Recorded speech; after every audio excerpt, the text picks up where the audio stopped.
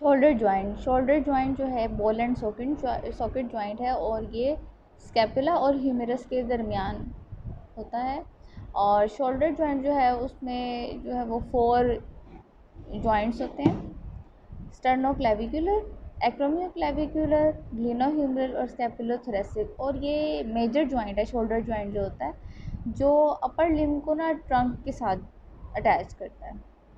अगर शोल्डर की डिसलोकेशन हो जाए तो उसमें अगर ग्लिनोह्यूमरल या और एक्रोमियोक्लेविकुलर जॉइंट जो है उसकी वो डिसलोकेट हो जाए या सब लग्स हो जाए, पार्शली डिसलोकेट हो जाए, तो सारा मैकेनिज्म जो है वो शोल्डर मूवमेंट जो है वो डिस्टर्ब हो जाएगी। In case only glenohumeral joint जो है वो डिसलोकेट होता है पार्शली और कंप्लीट, तो वो उसके कॉजेज़ क्या होंगे? एक तो एक्सेसिव फोर्स जो है वो लगी है, और weakness associated with flaccid hemiplegia, brachial plexus ligament वो भी साथ डैमेज हो गई है, and that may cause humeral head to separate from the glenoid fossa. Another cause is trauma. It generally dislocates the shoulder anteriorly. ठीक है, जब भी कोई चोट लगती है या कोई गिरता है तो मेजर जो डिसलोकेशन पाई जाती है वो एंटीरियर साइड पर होती है। 3 glenohumeral ligaments have thin open area between superior and middle ligaments. Abduction, external rotation protects oneself from a fall. जब कोई गिरने लगता है तो वो हाथ खोल लेता है, ठीक है, यानी कि वो शोल्डर जॉइंट जो है वो एबडक्शन में जाता है। तो internal and external rotation is limited by the कोरेको acromial arch, और continued forceful elevation converts the arch into the fulcrum. अब इस आर्च को आगे डिस्कस करेंगे अभी।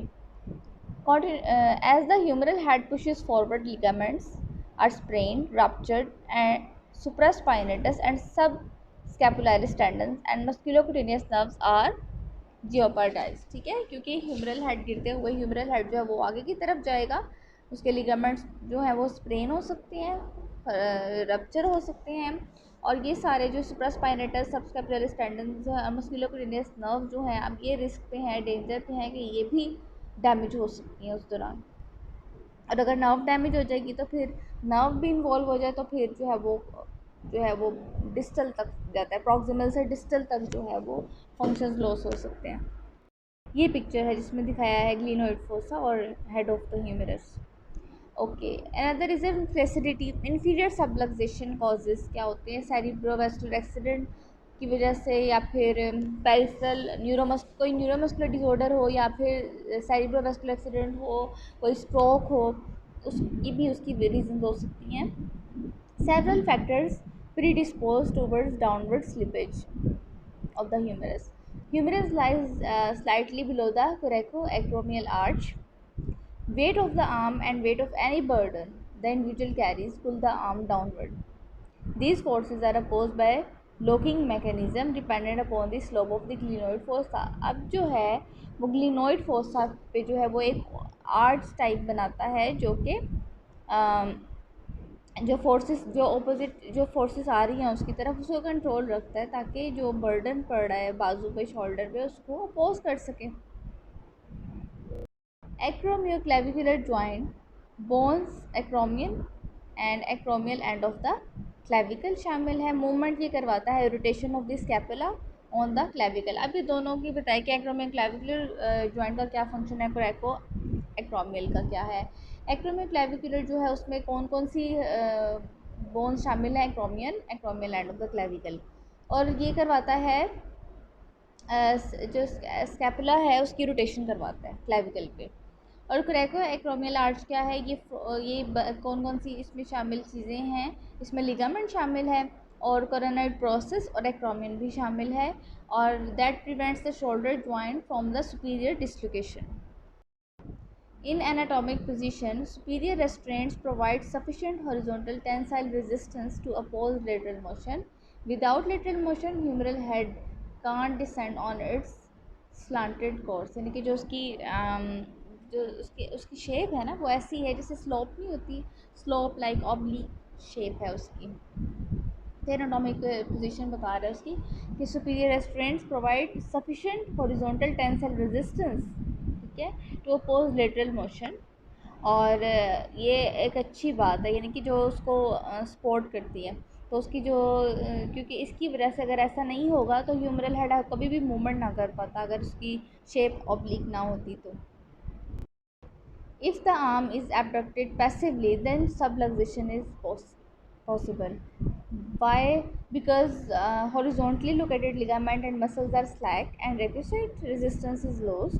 External rotation also makes shoulder vulnerable.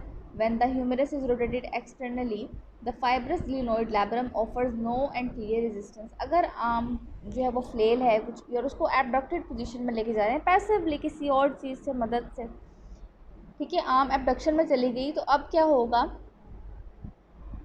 अब जो ग्लिनोइड लैब्रम है वो भी रेजिस्टेंस प्रोवाइड नहीं करेगा, ठीक है, और एक्सटर्नल रोटेशन होगी, एबडक्शन में जा रहा है तो एक्सटर्नल रोटेशन भी होगी, ठीक है, और जो उसके हॉरिजॉन्टली लोकेटेड लिगामेंट और मसल्स थे वो भी लूज़ हो गए, अब रेजिस्टेंस कोई भी नहीं है, तो सबलक्सेशन जो है वो उसके बहुत ज़्यादा चांसेस हो गए हैं कि वो हो जाए. ये क्लियर पिक्चर है जिसमें दिखाया है एक्रोमियोक्लेविकुलर जॉइंट कहाँ पे होता है और ग्लिनोह्यूमरल जॉइंट का है, ठीक है, इसको जहन में रखना है तो फिर समझ आएगी कि इसकी मूवमेंट कैसे होती है. Acromioclavicular joint weaker and less flexible than the glenohumeral joint. अब जो ऊपर वाला है एक्रोमियोक्लेविकुलर ये जो है इतना फ्लेक्सिबल नहीं होता, ग्लिनोह्यूमरल जो है वो ज़्यादा फ्लेक्सिबल है. Force applied from above to the acromion glenohumeral joint has two undesirable effects. अगर फोर्स पड़ेगी, ज़्यादा फोर्स पड़ेगी तो हमारे पास कौन से अनडिज़ायरेबल इफेक्ट्स आएंगे उसके, एक तो स्कैपुला जो है वो रोटेट हो सकता है कोराकोइड फल्क्रम के अराउंड, जिसकी वजह से एक्रोमियोक्लेविकुलर लिगामेंट जो है वो टियर हो सकता है, और दूसरी डाउनवर्ड फोर्स जो लगेगी उसकी वजह से क्लेविकल भी लो हो जाएगा upon the first rib which can become a fulcrum for the clavicle, और इसमें भी टीयरिंग के चांसेस हैं कोरेको एक्रोमियो लिगामेंट के और कोरेको क्लेविकुलर लिगामेंट के. केसेस में एक्रोमियोक्लेविकुलर जॉइंट जो है वो अपनी जगह से डिस्प्लेस हो जाएगा, और इसकी रीजंस हैं फोर्स जो लग रही है, ठीक है, from below also can rupture the ligament and the force on the elbow transmit stress upward along the humerus. अगर एल्बो पे भी एक्स्ट्रा स्ट्रेस पड़ता है तो वो भी शोल्डर तक जाएगा, ठीक है, क्योंकि वो रोटेट कर देगा ना ह्यूमरस को, और उसकी वजह से स्कैपुला रोटेट हो जाएगा, rotating scapula so much that the motion of the acromion tears that ligaments. Orthotic point of view से what to treat after reduction of the traumatic dislocation, external forces can apply until protective ligaments regain their normal tensile resistance. Downward force on the clavicle लगाएंगे ताकि वो healing को encourage करे, उस जो rupture हो गए ना लिगामेंट्स उनकी हीलिंग के लिए डाउनवर्ड फोर्स लगाएंगे क्लेविकल पे, और ह्यूमरल को स्लाइट एबडक्शन पोजीशन में रखेंगे. Abduction with external rotation and flexion eliminates tension on the healing supraspinatus tendon, ठीक है, और abduction में के साथ साथ external rotation और flexion में भी रखेंगे. And one important thing to maintain upward and slight abducted force at the shoulder ताकि upward भी रहे, downward ना रहे. In case burn और scar भी है तो elasticity of the skin in the axilla is important for the arm mobility, ठीक है, जो अंडर आर्म्स वाला रीजन होता है वो बहुत ही इंपॉर्टेंट होता है बर्न और स्कार, क्योंकि वहाँ पे फिर कंट्रैक्चर बन सकते हैं. प्राइमरी डैमेज में भी above below glenohumeral joint axilla में contract unless appropriate force is introduced. Axilla is vulnerable to the massive trauma inflicted by the deep partial thickness and full thickness burn. Burns की भी degrees होती हैं, first degree, second degree, third degree and fourth degree. तो surgical imagine of the shoulder and lateral chest. New skin contrast as it heals including adduction forces on the glenohumeral joint. Muscle and tendon shortening occurs in the shoulder within 3 to 4 months post graft if the area is immobilized. क्योंकि हम orthosis भी अब हमें एक ही जगह immobilise करना पड़ेगा हमें, ताकि स्किन जो है वहाँ पे चिपक ना जाए, तो कंट्रैक्चर ना बन जाए, तो हमें इसको एबडक्शन पोजीशन में रखना पड़ेगा.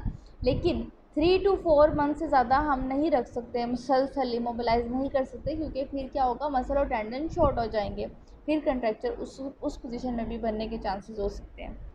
स्कार की कंडीशन में एबडक्टेड फोर्स लगाएंगे शोल्डर में। आर्म को हम एबडक्ट रखेंगे 90 टू 110 डिग्री पे रखेंगे और एंटी डिफॉर्मिटी पोजीशन में रखेंगे। ऑर्थोसिस लाइट वेट होना चाहिए लेकिन मजबूत होना चाहिए। 90 degree abduction and 25 degree flexion जो है वो एक्सिला पे कंट्रैक्चर नहीं बनने देगा।